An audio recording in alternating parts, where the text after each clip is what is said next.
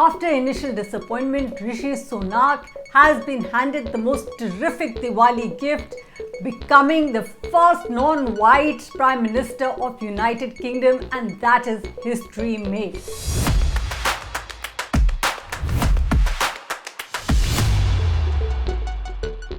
So that's 3 cheers for Rishi Sunak, but let's unravel his personality a little bit by bit.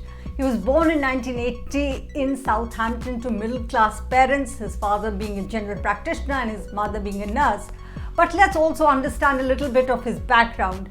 He's a third-generation migrant. His grandparents came from undivided Punjab and they moved to East Africa before they moved to England. The next generation, his parents got a better future, but they also saved up a lot of money to send Rishi to Winchester Private School, which is one of the best elite schools of Britain. As you know, most children of middle class parents actually end up going to government funded schools in England. And that was a very good start that his parents were able to save up and send him to Winchester, because from there he went to Oxford, where he read politics, he read philosophy, and he read economics, which a lot of these 3 subjects at Oxford is a background or an academic background of a lot of prime ministers of United Kingdom. But that is not where he left. There was much more fortune waiting to smile on Rishi Sunak, because he crossed the ocean over and went to United States, where he also did an MBA course at Stanford, and that is where I said fortune smiling. Because he met Akrita Murthy, who's the daughter of Narayan Murthy, the Infosys Giants owners. As you know, they have literally created Infosys from the scratch, and Akrita is their daughter. She was also at that time providentially studying in Stanford, and they both met and also attended a lot of classes together. Of course, it's a love story which turned out to be one of very happy ending, because they both got married in 2009 and have 2 wonderful children.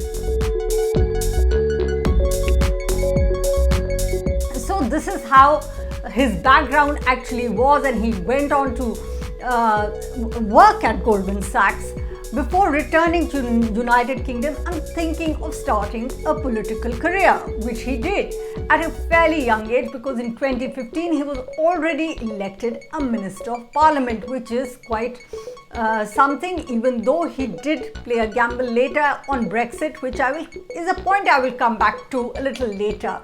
But the fact is, 2015 he became a minister, and 2015 he became an MP, and by 2018 he became a junior minister.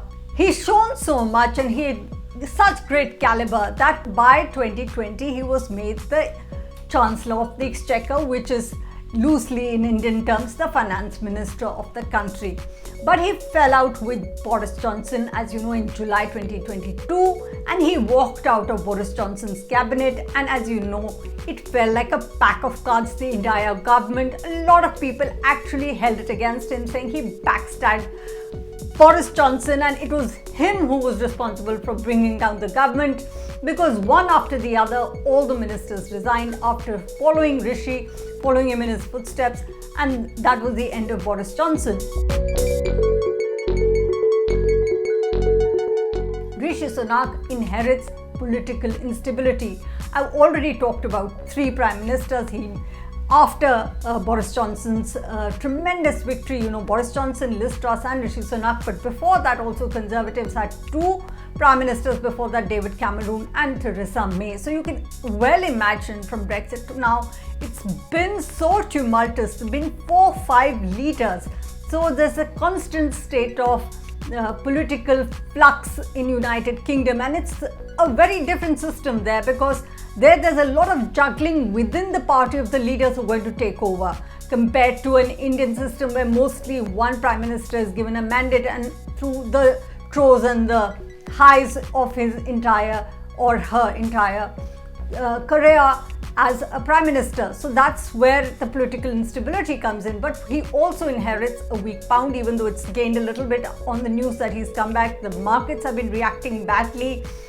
Growth versus market is a very strange sort of a phenomena in United Kingdom. If you actually do something for great growth, the markets are jittery. And if you are going for a low growth, then the markets are stable, but then you're actually heading into perhaps a recession sort of a state. So this is going to be a very delicate balance that he's going to be having to tread. They have no money. The entire issue is, where is the money? Because they've already borrowed so much and given doles during COVID. They need that to pay back all that they've borrowed, plus they need funds for other government services, which are actually crackling under pressure. They're absolutely cracking up under pressure. For example, the NPS, which is the medical scheme, it's got lakhs of people who are actually in waiting lists to get health care, which is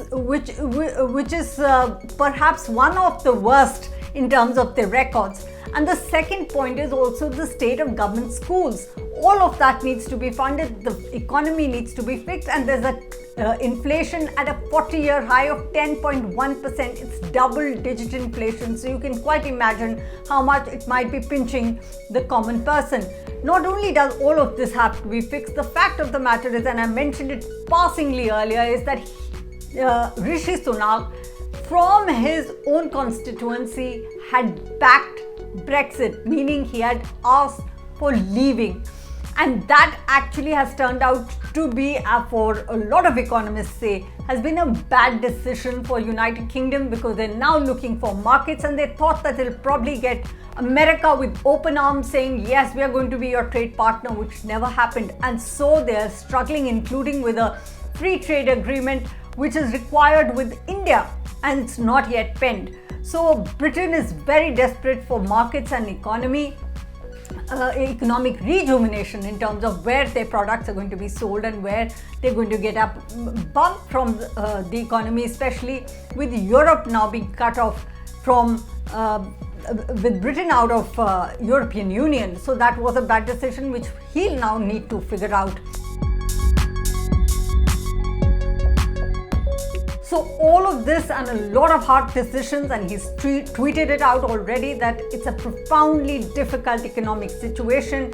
He has actually landed up in a situation which is quite a mess.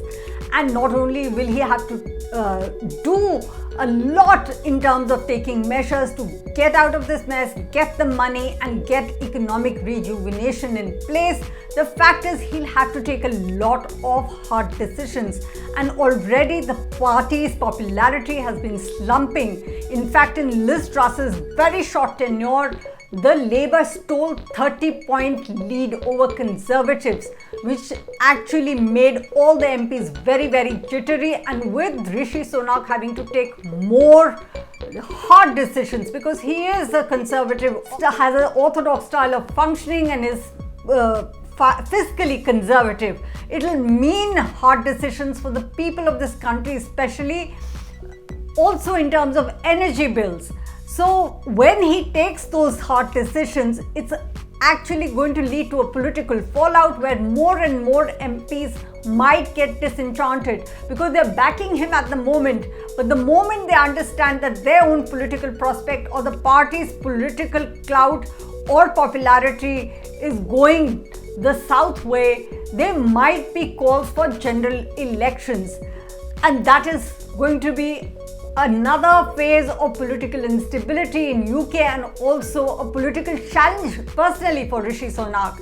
And therefore, as I said, this is the agenda which is set out. There's a lot of work to be done, and it is also an opportunity for Rishi Sunak, because he could well, if he is able to juggle out of this situation and being able to steer the country out of this mess, he will probably actually make his place very, very indispensable, and therefore this challenge will be a great opportunity for Rishi Sunak to prove himself.